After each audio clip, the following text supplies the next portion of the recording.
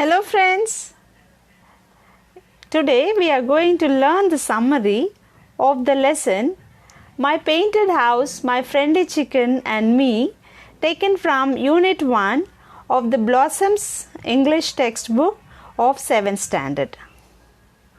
Before we get into the lesson, we have the pre-reading session. Let's go through this. Observe the picture, discuss and answer the questions. Firstly, observe the picture carefully.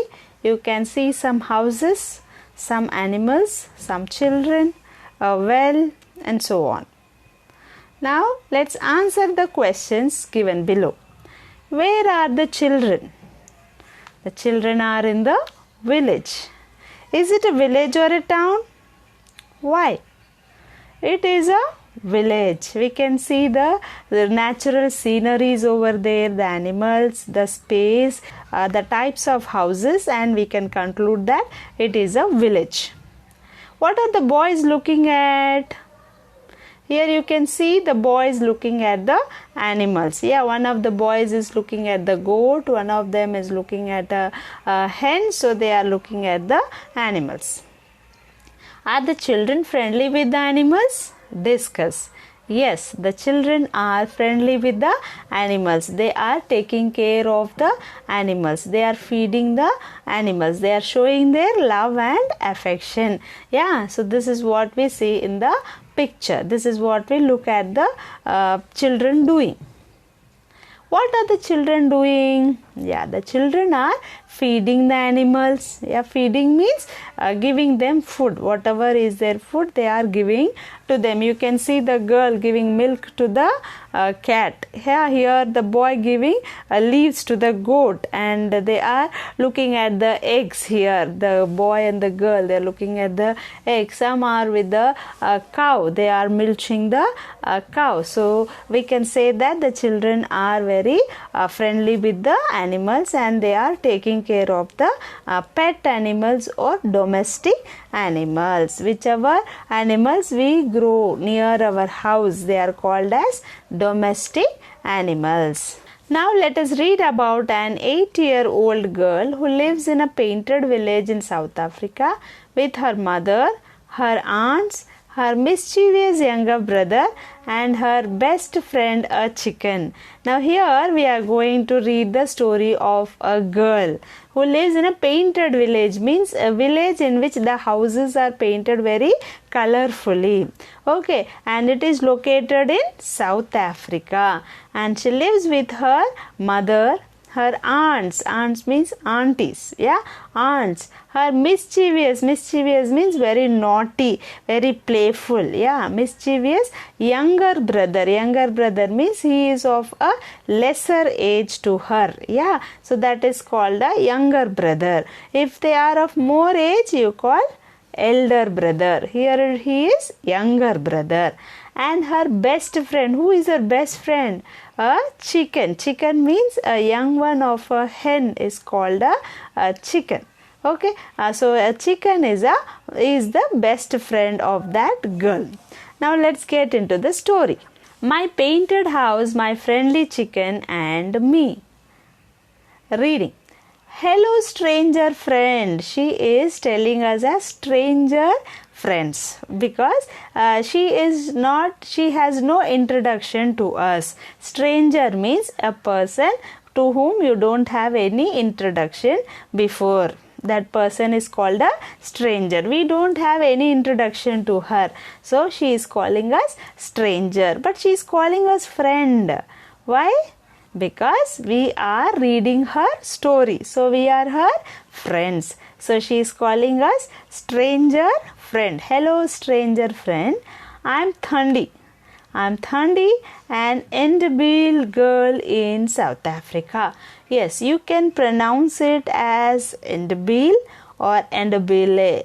Both are possible. Ndebele or Ndebele. Both are possible because pronunciations vary from one region to another. Because it's a proper noun, you can pronounce it either way round. And now what she says, I am 8 years old and my best friend is a chicken. You may laugh at that. When we hear that a chicken is her best friend, we all laugh. Yeah, it's very funny. It's very silly. Yeah, but when I tell my friend secrets, she tells secrets to her friend, it seems. Who is her friend? Yes, chicken is her friend. She shares her secret with the chicken. She can talk all she wants. She keeps on talking. Who is that she? The chicken. She can talk all she wants. Whatever she wants, she keeps on talking. But no one can understand her. Can anyone understand what a chicken is talking? No. So that is why she is really, I tell all my secrets to my chicken. My chicken keeps on talking the whole day. Even if she tells out my secret, no one can understand, because no one can understand the language of a chicken except another chicken. What she says is, of course, human beings cannot understand the chicken's language. Other chickens may understand, but what will they do? They can't do anything. Yeah, of course. Of course means surely, definitely. Okay, in your textbook, what is the meaning given for of course? Here it is. Use it to introduce an idea or action as being obvious. Obvious means it will happen naturally. That is the only way, obviously. Okay, or to be expected. It is what will happen. We have a guess. We expect that thing will happen. That is where we use the word of course, or for certainly, surely, definitely. In these cases, we use the word of course. Okay, we'll go to the next paragraph. My chicken listens to my stories. The chicken not only listens to her secrets, but also to her stories, it seems. She has other uses too. The chicken has other uses also.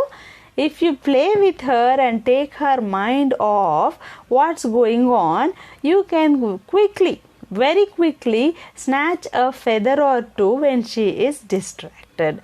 What she says is, her chicken has other uses also, it seems. That is, apart from listening to her stories and secrets, how the chicken is helpful to her, it seems, is if she plays with the chicken. If you play with her and take her mind off means keep her distracted, take her into some other thing, get her involved in playing, that she forgets many things, what's happening around her.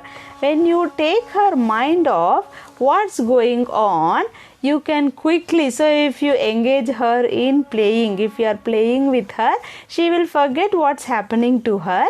At that time, you can very quickly snatch. What does snatch mean?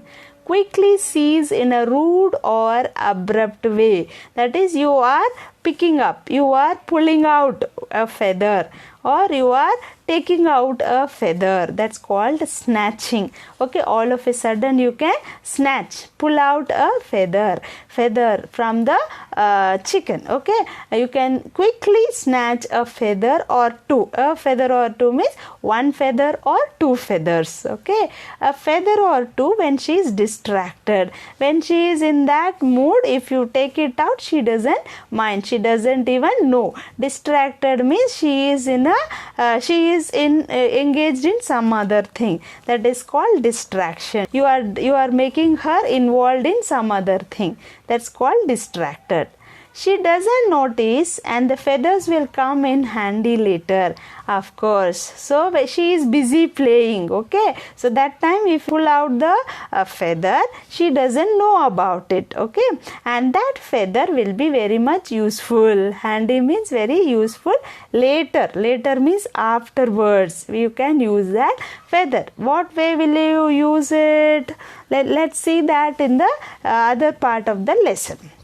Now, what does she say? I have two hopes. She has two hopes, it seems. Hope. What do you mean by hope? Hope means a feeling of expectation for a particular thing to happen. That is, you have a belief. You think that something is going to happen. Something good is going to happen. That is called a hope. So she says, I have two hopes. One is my name. Her name is Hope. That means Thandi. Thandi means hope, which means hope in my language. Okay, her name itself means hope. Yeah, all children are a hope for their families, and many individual girls are named Hope. So in their country, in their locality, many of the girls are named as Hope. Okay, because they are the hope for the family, they are the future for the family. So many girls are named as Thandi or any other meaning of hope. They keep the girls' names. If you like, you can call yourself Hope too in secret, of course. So what she suggests us is, my name is Hope, I am Thandi. If you want, you can also keep your name as Hope, but keep it as a secret. Otherwise people might laugh at you, or they may tease you, or because you have your name, keeping another name may be maybe not advisable. So keep it a secret. You can also keep your name as Hope, she is telling. Especially if you are a boy, of course. So you need not be a girl. You can be a boy when you are a boy, or if you are a boy also, you can keep your name as Hope, she is telling. The other hope I have is, so one hope she has is her name. Other hope I have is that at the end of this book I can say, goodbye friend, not goodbye stranger friend. So the second hope is that in the beginning of the book, in the beginning of this lesson, she calls us stranger friend. But by the end, she says we both will become good friends. And at the end of this book, I won't call you stranger friend, I will call you friend. That stranger thing is gone. We will become close friends. We will get introduced to each other by the time I finish this story, she says. Okay, so these are the two hopes. One hope is her name. Second hope is that we will become friend, it seems. Okay, now there is a question in the box. What's in a name? Find out more about your name. Does it have a special meaning? Share it with your classmates. So find out with your parents what is the meaning of your name, and when you find out, share it with your friends and your classmates and your school teacher too. I don't know why, but individual people do not call anything beautiful. Now she tells something very peculiar. She tells that in their village or in that locality, people don't call anything beautiful. Yeah, even that the best thing is described as good. Instead of beautiful, they use the word good. They don't call anything beautiful. They call things as good. Okay. All individual women paint their houses, and I want you to know, stranger friend, no one's house is as good as my mother's. So she says that all the women is the plural of woman. Woman is singular, women is plural, more than one woman. Okay, all individual women paint their houses. They all paint their houses, it seems. And she tells that her mother's house is the best of all. It is so beautiful. Okay, no one's house is as good as my mother. That means this is here the positive degree. No person's, no other's house is as good as my mother's, means my mother's house is the best of all the houses. Best of all, that is superlative degree I am telling you in. Okay, right. She has started to teach me to paint very good designs. So she is telling that her mother has started teaching her to paint. How? Painting good designs. Yeah, that too very good designs, it seems. Okay, when I am taller means when I grow up. When I am taller, I shall have a house so good. My house would be so good that people will stop in front of my walls and smile and even laugh out loud. So we all know when we look at something beautiful, we feel happy.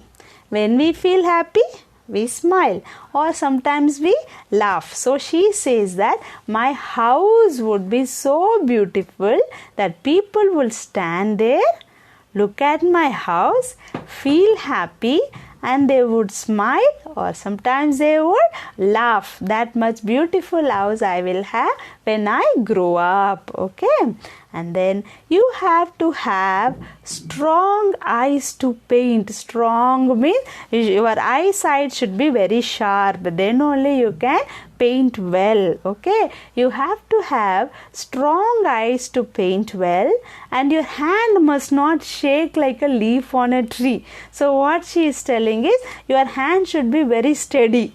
You should make the designs very steadily. If you shake here and there, the painting won't come good. So what she is telling is, to make a good painting, your eyes should be very sharp. You should have a good eyesight, and your hand should not shake like a leaf in the tree. Means whenever the wind comes, whenever the breeze comes, what happens to the leaves in the trees? They all shake. So if you shake like that, you cannot make a painting. Okay, for you must fill a chicken's feather with paint and draw a line as straight as a spear. Here again it is positive degree. So what is she telling? You have to draw a spear. Spear is a weapon. Yeah, it is with a sharp edge. Yeah, so she says that you have to draw so many things. Among those things, spear is also there. That should be drawn very sharply. And how are you going to draw that? Using the chicken's feather. That is why she told chicken is useful for her to take the feather. Okay, with that feather she is making the pictures. Okay, so she is telling that we should be very steady. Our hand should be very steady. It should not shake here and there. Then only we can make good paintings. Yeah, can you think of some pictures that can be drawn with a feather? Can you think of them? If you know, you write over there. How are colors used to decorate the houses in villages during festivals? So you might have seen during the festivals the mugulu, the rangolis, the paintings, yeah, in our villages. So all that you can write there. How the colors are used to decorate the houses in the villages, you can explain it over there. Okay, we move to the next paragraph. You must have the pattern inside your head. Inside your head means you should have it in your memory. In your mind you should have the pattern even before you dip the feather into the paint. What she is telling is, after putting the feather into the paint and taking out, you should not think. Before putting the feather into the paint, you should know what you are going to draw. You should have an idea what pattern you are going to draw. Okay, you must have the pattern inside your head even before you dip the feather into the paint. Your hand must be steady to make the patterns sharp. I told you, no, it should be very steady because the edges should be sharp. Then only it would look very neat, very good. Okay, the walls are high. Now the walls are always high, very high walls they make. Yeah, so and your legs must be strong. Why legs must be strong is you have to stand up and draw. When sometimes the height is not sufficient, you are short and the wall is high, what should you do? You should stretch. Yeah, all the support of our body would be on our legs. We have to stretch. For that our legs also should be strong, she says. Okay, sometimes my mother and her sisters sit by the fire in winter. During winter season, they all sit around the fire, it seems, to make themselves warm. Okay, sometimes my mother and her sisters sit by the fire in winter or in summer under the shades. So what she says is, her mother and her mother's sisters, okay, they all sit under either the shade during summer or they sit around the fire during winter. And what do? and they make good things with beads. Beads means small things that they take it into the thread and they make it into a good necklace or a good ornament they make with the beads. Okay, so whenever they are free, they sit and they make good things with the beads. They tell stories as they sort and string and sew.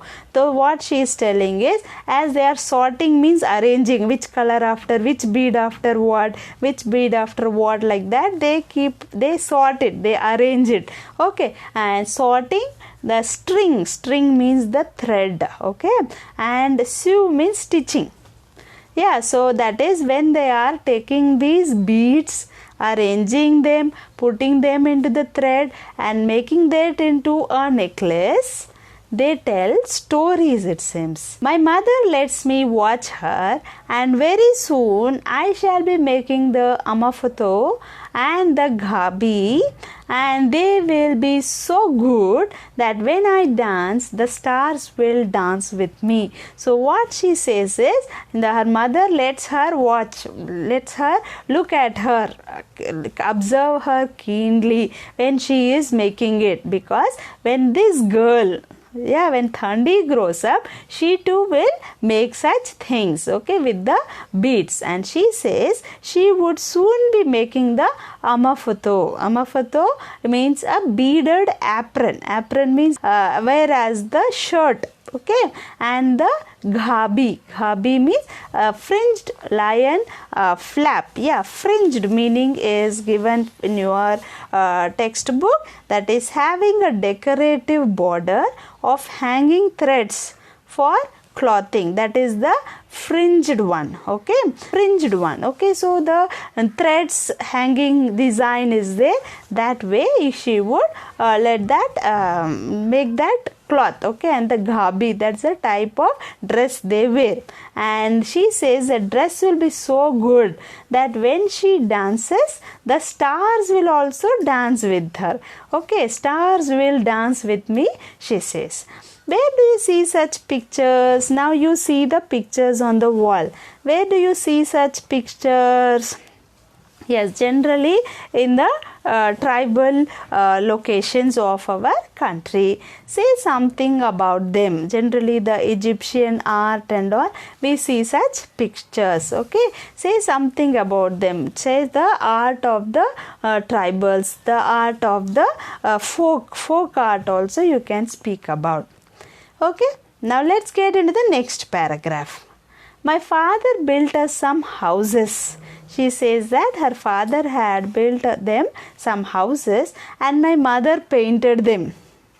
We pretend means act. Pretend means act. Yeah, pretend meaning is given as to give a false appearance of being, possessing or performing. Okay, so pretend means to act.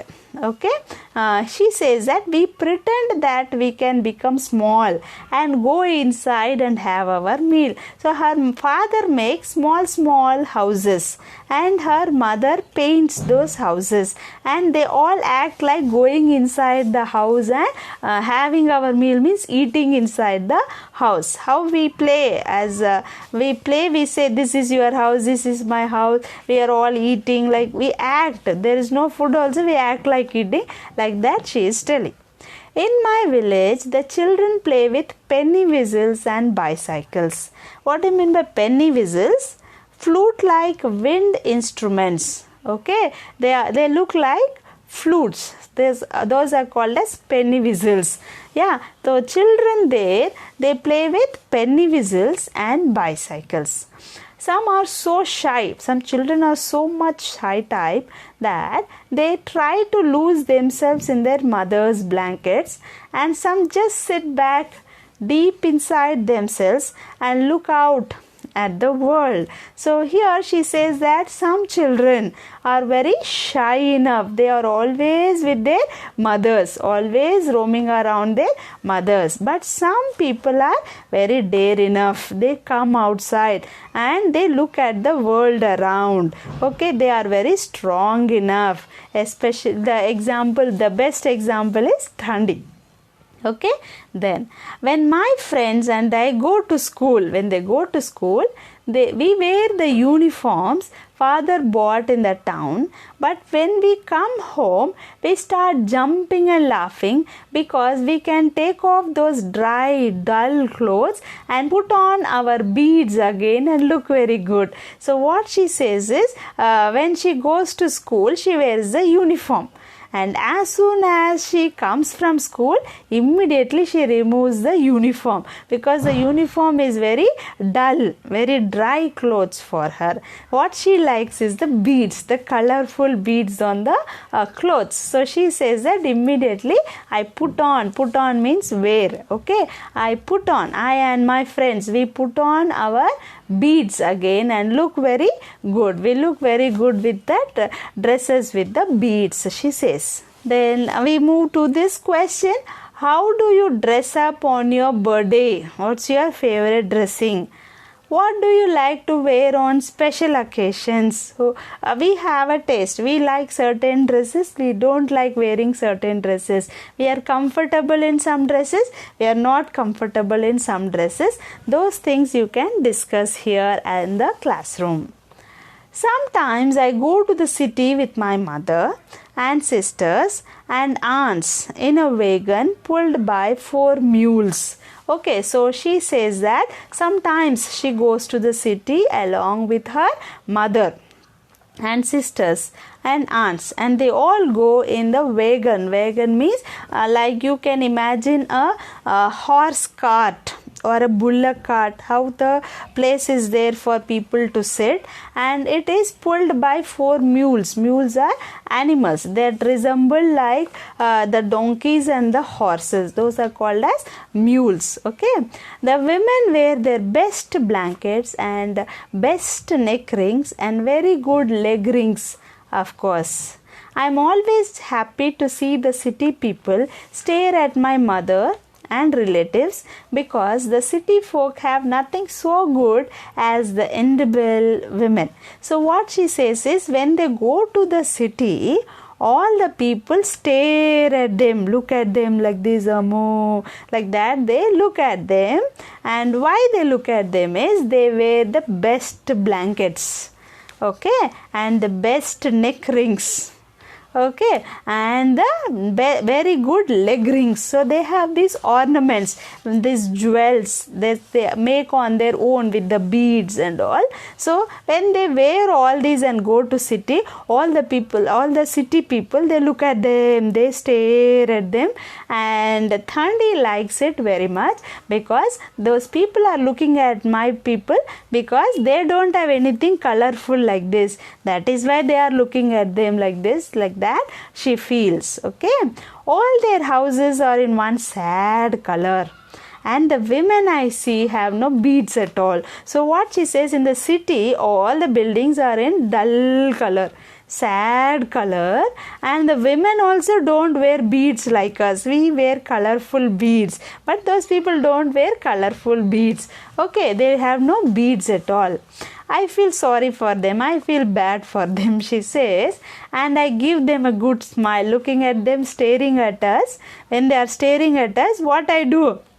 I just give a smile to them. It must help because they laugh. So when she smiles at them, they laugh back.